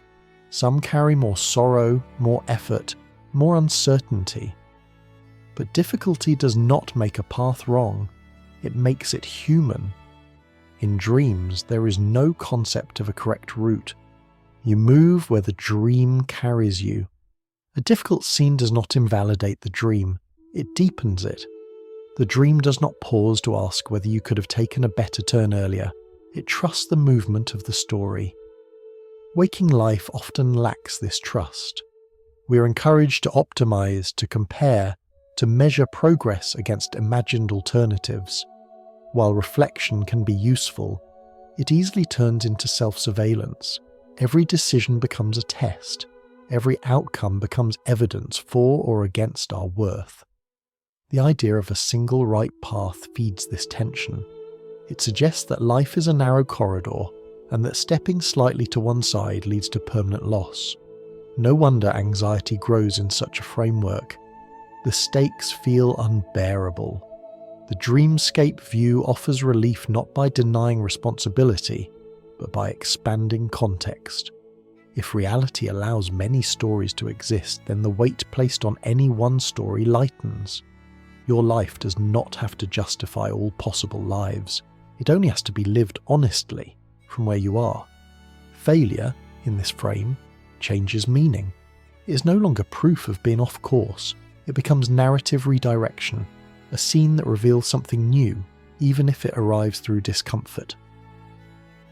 In dreams, failure rarely ends the story. It shifts it. The dream adapts and the narrative continues. This adaptation is one of the most compassionate features of dreaming. The dream does not abandon you when things go wrong. It stays with you, reshaping itself around the experience. Waking life may feel less forgiving, but perhaps the underlying structure is similar. The story continues, even when plans fall apart. When the idea of the one right path dissolves, curiosity has room to return. Instead of asking whether you're doing life correctly, you begin to ask what this moment is offering. Attention shifts from evaluation to exploration. The future stops being a verdict and becomes an open space. This shift can be deeply calming. Much of the tension in modern life comes from the belief that time is running out, that choices must be finalized, that uncertainty is dangerous. The dreamscape view suggests something gentler. Time is not a judge. It is a medium through which experience unfolds. At night, when the day's demands fade, it becomes easier to feel this truth. The mind loosens its grip on narratives of success and failure. The sense of urgency softens. You remember, perhaps, that you've always been inside a moving story, and that the story has carried you this far without requiring perfection. Freedom from the one right path does not mean indifference. Care still matters, values still matter, kindness still matters. But these qualities are no longer tied to achieving a specific outcome. They become ways of travelling, not destinations to reach. You can act with integrity without knowing where the road leads. You can make choices aligned with your values without demanding guarantees. This kind of freedom is quiet. It does not announce itself as liberation. It simply feels like a reduction in noise. As the pressure to be correct fades, a different kind of responsibility emerges. Not the responsibility to predict the future, but the responsibility to remain present, to notice when fear is driving decisions, to pause when comparison clouds perception, to return again and again to the simple question of what feels alive right now. In dreams, aliveness is the only guide. Scenes that feel empty dissolve. Scenes that feel charged continue. The dream follows energy, not plans. Waking life when allowed to borrow this logic, becomes more responsive. You stop forcing yourself to stay in stories that have gone quiet. This responsiveness creates space for authenticity. Without the burden of being right, you can listen more closely to your own experience. You can admit uncertainty without shame. You can change direction without interpreting it as failure. As this understanding settles, the inner dialogue grows quieter. The mind no longer needs to constantly rehearse alternative lives. Not because alternatives do not exist, but because their existence no longer threatens the value of this one. You begin to sense that meaning is not scarce. It does not hide behind a single door. It appears wherever attention meets experience with honesty. From here, it becomes possible to look back on missed opportunities without bitterness and forward without dread. Anxiety loosens its grip, replaced by a gentle openness. The story you are in becomes enough, not because it is perfect, but because it is real.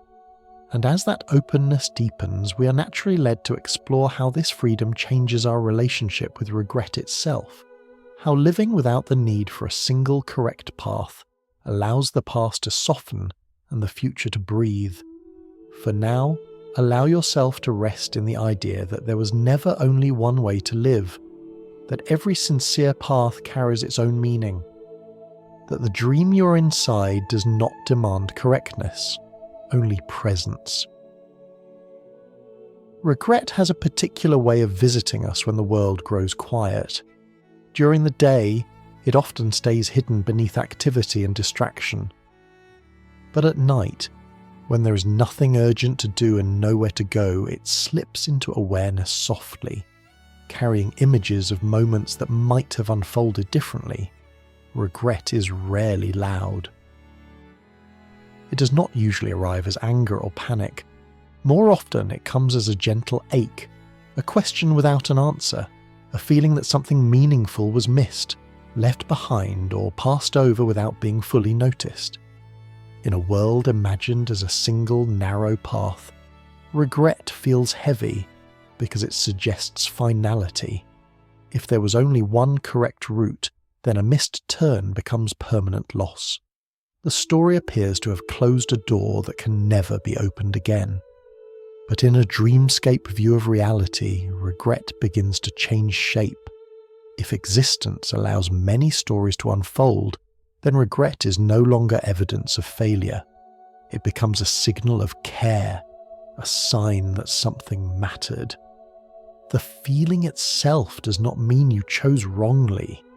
It means you are engaged, attentive, and emotionally present in your life. In dreams, regret behaves differently. You rarely regret what happened in an earlier scene. The dream simply moves on. Even when a moment feels sad or unresolved, the story continues, carrying the emotional tone forward into new situations. The meaning of what happened is not fixed at the moment it occurs. It evolves. Waking life often freezes regret in place. We replay moments as if they were static, unchangeable objects. We judge past decisions using knowledge that was unavailable at the time. We imagine alternative outcomes and compare them harshly to what actually happened. The dreamscape perspective offers a softer approach.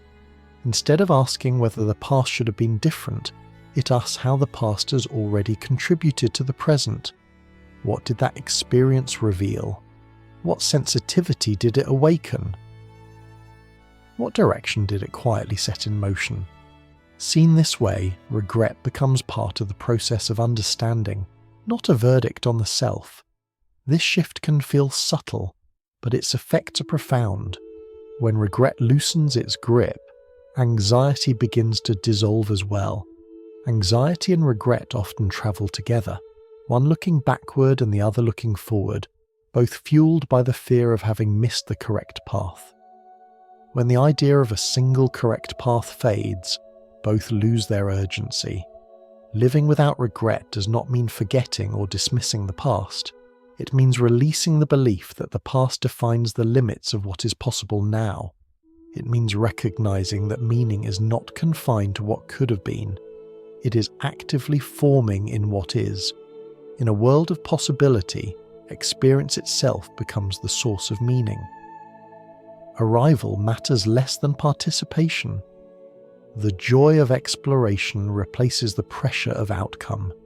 You stop measuring your life against imagined alternatives and begin to inhabit the one unfolding in front of you. This does not remove sadness entirely. Some losses remain tender. Some paths, once glimpsed, will always carry a trace of longing.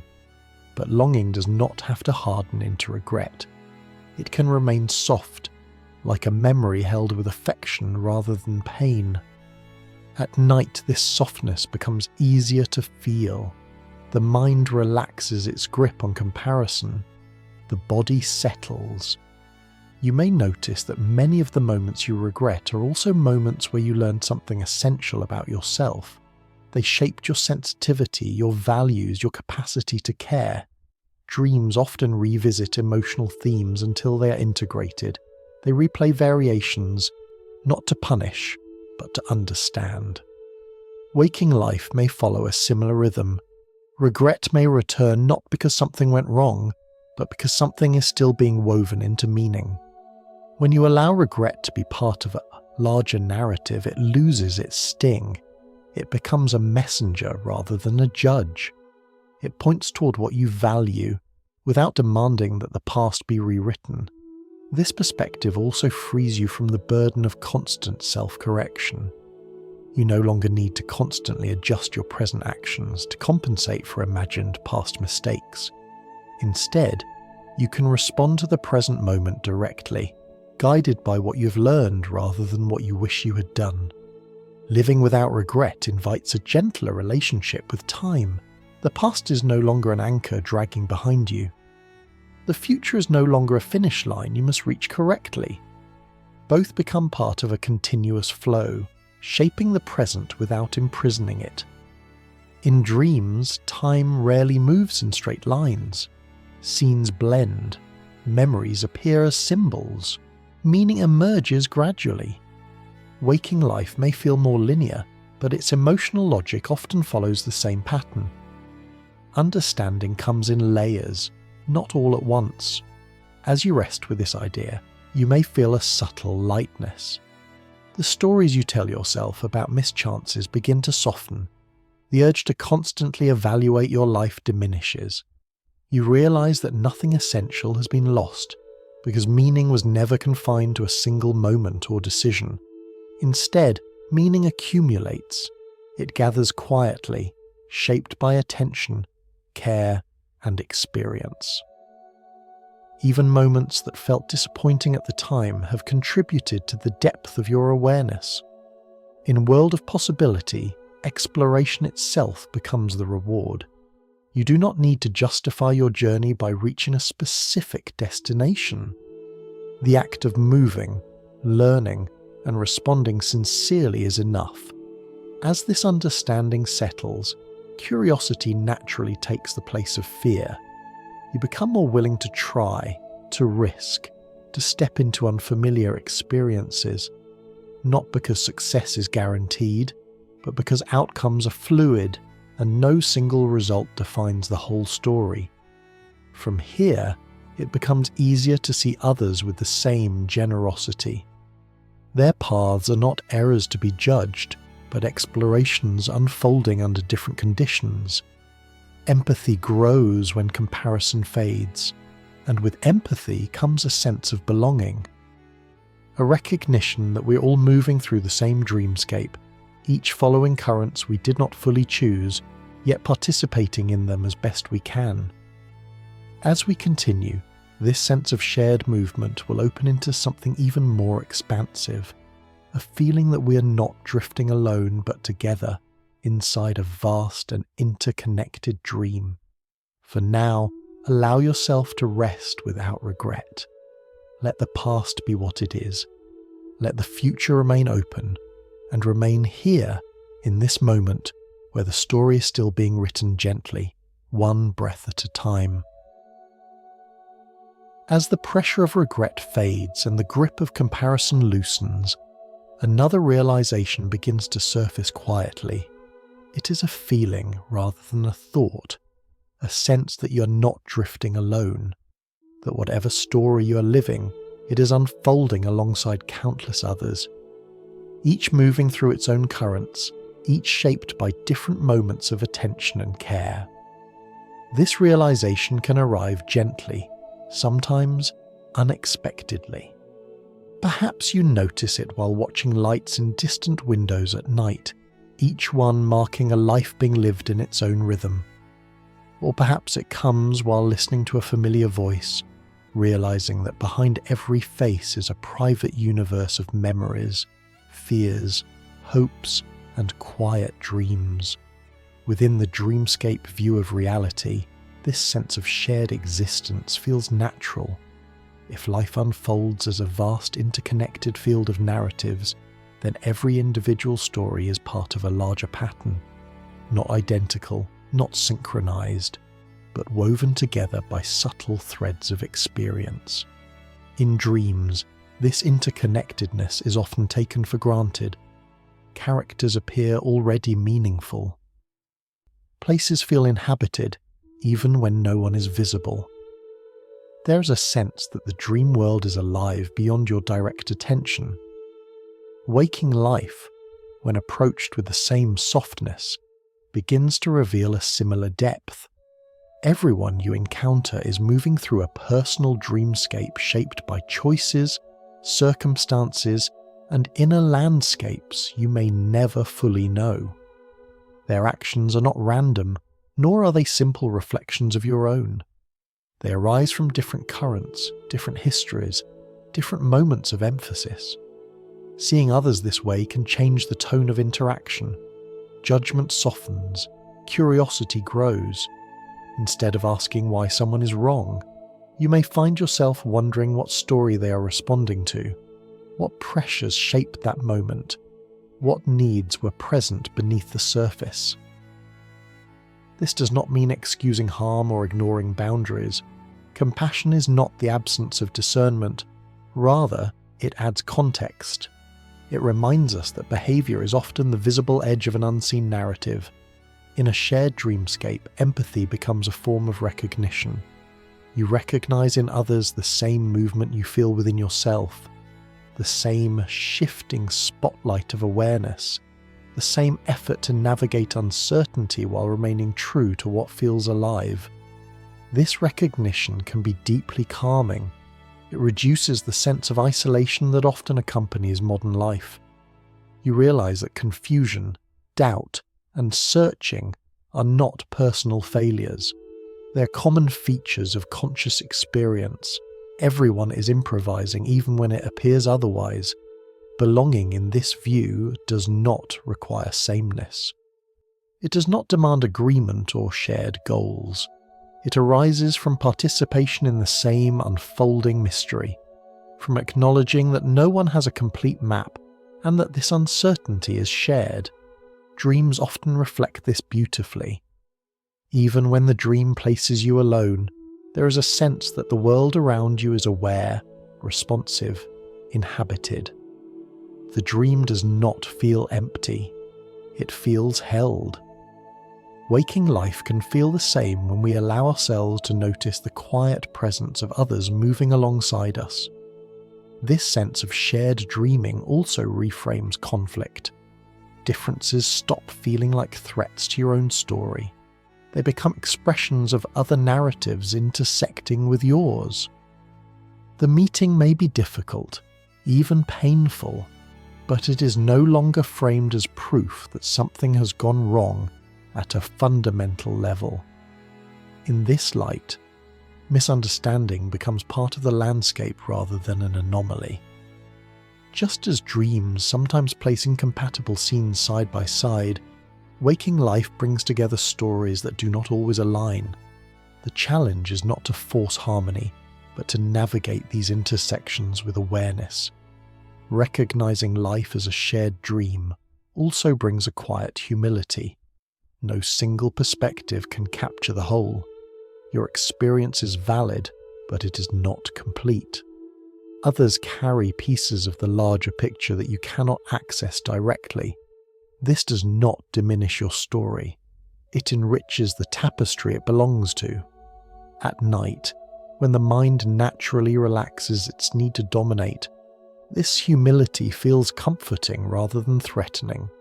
You do not need to understand everything. You do not need to resolve every difference. You can rest in the knowledge that the world is larger than any one viewpoint. This understanding fosters patience with yourself and with others. It becomes easier to allow stories to unfold at their own pace, to recognize that growth does not happen all at once, and that insight often arrives gradually, through many small interactions rather than sudden revelation. In a shared dreamscape, kindness takes on a new quality. It is no longer merely a moral obligation. It becomes a practical response to interconnection. When you recognize that your actions ripple outward into other narratives, care feels natural rather than forced. Even small gestures take on meaning in this context. A moment of listening, a pause before reacting, a word chosen gently. These do not change the entire dream, but they shift its tone, subtly influencing the atmosphere others move through. This is not about responsibility in a heavy sense. It is about participation. You're already part of the shared dream, already influencing it simply by being present. The invitation is not to control that influence, but to notice it. As this realization settles, the sense of being alone with your choices dissolves further. You see yourself as one voice in a larger chorus, each voice distinct, each contributing to a sound that no single singer could produce alone. And with that, something in the heart relaxes. The need to compare, to compete, to arrive ahead of others loses its urgency. You're not racing, you're moving together. This prepares the way for the final shift of the journey. If life is a shared dream, then awakening within it does not mean escaping from others or rising above the world. It means becoming more aware of how you are already participating and how gently you can move within the dream without resistance. For now, rest with the feeling of shared presence, the quiet assurance that you're not drifting in isolation, that countless stories are unfolding alongside yours, each valid, each incomplete, each held within the same vast and patient dream. And let that sense of connection settle like a warm blanket as the night continues to deepen, carrying all of us forward together without urgency, without separation, simply moving where the current leads. Awakening is often imagined as something sudden, a flash of insight, a sharp realization that splits life into before and after. But in lived experience, awakening is rarely dramatic. It is more like noticing a room has slowly filled with light. At first, you're not sure anything has changed. Then, gradually, shapes become clearer. Colours soften. The space you are in feels familiar, yet somehow new. Within the dreamscape view of reality, awakening does not mean escaping the dream. It means becoming more aware of how you're already inside it. In dreams, there are moments when you sense something unusual. The story does not quite follow ordinary rules. A detail feels symbolic. A scene shifts too smoothly. You may not fully realize you are dreaming, but a quiet alertness arises. The dream feels different, more vivid, more responsive. Waking up gently in life follows a similar pattern. You do not suddenly transcend everyday concerns. You still wake up, make choices, encounter uncertainty. What changes is not the content of life, but your relationship to it. You begin to notice patterns, not patterns as rigid rules, but as rhythms. How certain emotions tend to follow certain thoughts, how tension arises when control tightens, how ease appears when attention softens. These observations do not require analysis. They arrive naturally, like noticing the tide moving in and out. This kind of awakening is not a rejection of the world, it is an increased intimacy with it. You see more clearly how experience unfolds moment by moment, how stories form and dissolve, how meaning is shaped by where awareness rests. In dreams, awareness itself is the most flexible element. The environment responds to it, the story bends around it. Waking life may not respond as dramatically, but it is still deeply shaped by attention. What you notice grows, what you resist hardens, what you allow begins to move. Awakening gently means recognizing this influence without trying to control it. Many people fear awakening because they imagine it will take something away, that it will strip life of mystery, comfort, or pleasure. But gentle awakening does the opposite. It adds depth. Colours feel richer. Ordinary moments feel more meaningful, not because they are special, but because they are noticed. A cup of warm tea, the sound of distant traffic at night, the pause between breaths. These moments do not change, but your presence with them does. You're no longer rushing through the dream, you are inhabiting it. This awareness does not demand constant vigilance. It does not require you to monitor every thought or emotion. It arises naturally when the pressure to manage life perfectly fades, when you stop treating experience as a problem to be solved and begin to meet it as something to be felt. In dreams, you never try to awaken by force. Trying too hard often pulls you deeper into confusion. Awakening happens when curiosity replaces urgency. When you become interested in the texture of the experience itself, waking life responds the same way. When you approach it with curiosity rather than control, awareness opens gently. You begin to sense the dreamlike qualities of everyday moments, the way conversations follow patterns, the way moods colour perception, the way meaning shifts depending on where attention rests. This does not make life feel unreal in a dismissive sense. It makes it feel alive, dynamic, responsive. Awakening gently also means letting go of the idea that there is a final state to reach. No permanent clarity, no ultimate understanding that resolves all uncertainty. The Dreamscape view suggests that awareness itself is ongoing, always capable of deepening but never finished. This can be profoundly relieving. The pressure to figure everything out dissolves. You are allowed to be in process, allowed to not know, allowed to rest inside questions without demanding answers. At night, this allowance feels especially natural. The mind already knows how to let go. Each evening, you surrender conscious control without anxiety. You trust that something will carry you through the dark hours. Gentle awakening simply extends this trust into waking moments. You begin to recognize that control has never been as complete as it seemed. That life has always been unfolding through cooperation between intention and circumstance. Awakening does not change this, it makes it visible. This visibility brings choice, not in a heavy sense, but in a subtle one. You can notice when tension arises and soften it. You can recognize when a story has become rigid and allow it to loosen. These are not techniques. They are responses that emerge naturally from awareness. Awakening gently also shifts how you relate to others. You see that they too are moving through stories shaped by attention, habit, and circumstance. Their reactions make more sense when viewed this way. Compassion becomes easier, not because you force it, but because separation feels less absolute. This does not erase boundaries. Awareness does not mean agreement. It simply adds understanding. You can recognize shared participation in the dream without losing discernment. As this awareness grows, life begins to feel less like something happening to you, and more like something happening with you.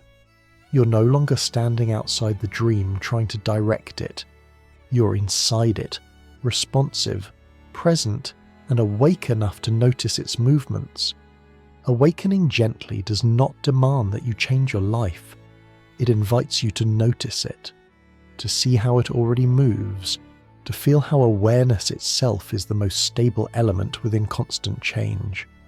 From this place, the idea of navigating the dream becomes possible, not by mastering it, but by listening to it, by learning how attention, intention, and rest interact, by noticing what happens when you meet experience with softness instead of resistance. As we continue, we will explore how simple practices like mindfulness and reflection can support this gentle awakening, not as obligations, but as ways of staying oriented within the dream. For now, let the idea settle quietly. You're not waking up from the dream, you're waking up within it, and you can do so slowly, kindly, without urgency. Once awareness begins to soften and open, a natural question follows, not an urgent one, and not a demand for control, but a quiet curiosity.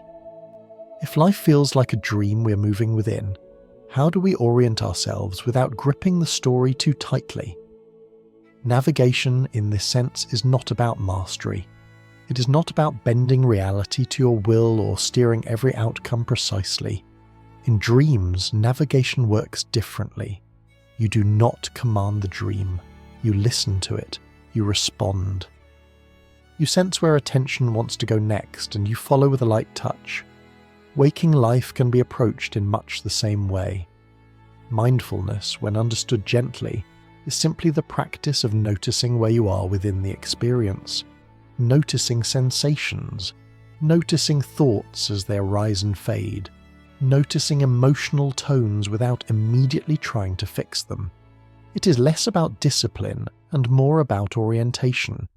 In a dream, you always know where you are emotionally, even if you do not know where the story is going. That emotional orientation guides your movement. If something feels heavy, the dream often shifts. If something feels alive, it continues. Mindfulness allows waking life to reveal similar cues. This does not require sitting in silence for long periods or adopting a special posture. It can happen while walking, listening, or resting at night. You simply notice the quality of the moment. Is it tense or spacious, rushed or slow, contracted or open? These observations do not need analysis, they are signals. When you respond to these signals gently, navigation begins to happen naturally. If tension rises, you may pause. If curiosity appears, you may explore. If fatigue settles in, you may rest. None of these responses are strategies. They are movements within the dream guided by awareness rather than force. Meditation, framed softly, is not about emptying the mind. It is about befriending it. Sitting quietly and allowing thoughts to come and go without chasing them is much like watching scenes shift in a dream. You do not need to control the images. You simply notice them and they pass on their own. Over time, this familiarity with the mind's movement builds trust. You stop fearing thoughts because you see their impermanence. You stop clinging to pleasant moments because you understand their rhythm. Navigation becomes less effortful because resistance fades. Another gentle tool for navigating the dream is reframing. Not reframing as positive thinking, but as contextual awareness. In dreams, a frightening scene can suddenly reveal itself as symbolic. When that recognition occurs, fear often loosens, even if the scene remains intense. Waking challenges can be approached similarly. When difficulty arises, you might ask softly, what role this moment is playing in the larger story? Not why it happened, and not how to eliminate it, but how it is shaping awareness right now. This question does not demand an answer. It simply widens perspective. Intention also plays a role in navigation, but not as a command. In the Dreamscape view, intention acts like a compass rather than a map. It points toward what matters to you, without dictating the route. You may intend to move with kindness, curiosity, or honesty. How that intention expresses itself will vary from moment to moment. In dreams, you often carry an emotional intention without naming it, a sense of searching, a desire to understand, a need for comfort. The dream organizes itself around that intention without requiring precise instructions. Waking life often does the same when allowed. Keeping a gentle record of experience can also support navigation. Some people call this a journal, but it does not need to be formal. It can be as simple as noticing patterns at the end of the day, moments when awareness felt open, moments when it felt tight, moments that lingered without explanation. This kind of reflection is not about self-improvement, it is about familiarity. The more familiar you become with how your inner landscape moves, the easier it is to orient yourself without force. You begin to recognize the early signs of strain and the subtle invitations toward ease. Importantly, navigation within the dream includes rest. In dreams, scenes often shift only after a pause. Darkness, stillness, and silence are not interruptions, they are transitions. Waking life often undervalues rest, treating it as unproductive. But within the dreamscape view, rest is essential movement. When you rest, the story reorganizes itself quietly. Connections form, meanings integrate. Navigation happens in the background without conscious effort. This is why insights often arrive when you are not trying to find them. Learning to navigate the dream also means accepting uncertainty. No navigation tool removes the unknown. In dreams, you rarely know what comes next, yet you continue without panic. Waking life becomes gentler when you allow uncertainty to exist without treating it as a problem. This acceptance does not make you passive, it makes you responsive. You remain attentive to what unfolds, adjusting as needed without demanding certainty in advance. As this way of moving settles in, something subtle happens. Life feels less like a series of obstacles to overcome and more like a landscape to move through. Challenges still arise, choices still matter, but the tone shifts from struggle to participation. You may notice that even difficult moments feel more workable when approached this way, not easier, but more coherent. They fit into the story rather than standing as proof that something has gone wrong. Navigation, then, is not about finding the shortest path to peace. It is about staying oriented within experience, moment by moment, with as little resistance as possible. It is about listening to the dream rather than trying to out-argue it. As night deepens, this orientation becomes easier. The mind naturally releases its need to direct. Awareness floats more freely. You remember perhaps that you've always known how to navigate this way. Every night, you enter the unknown without fear, trusting that something gentle will carry you through. This realization prepares the final movement of the journey. Not a conclusion, but a soft continuation. A willingness to drift onward without needing to hold the story together. A trust that navigation will happen, even when you are resting. For now, allow yourself to feel the ease of not having to know, of not having to steer, of being oriented enough to move and relaxed enough to rest. The dream knows how to continue. You are already part of that knowing. As this journey begins to quiet, there is no need for a sharp ending. No final answer waiting at the edge of the story. Instead, there is a gentle sense of continuation, like a river widening as it moves away from view. The water does not stop.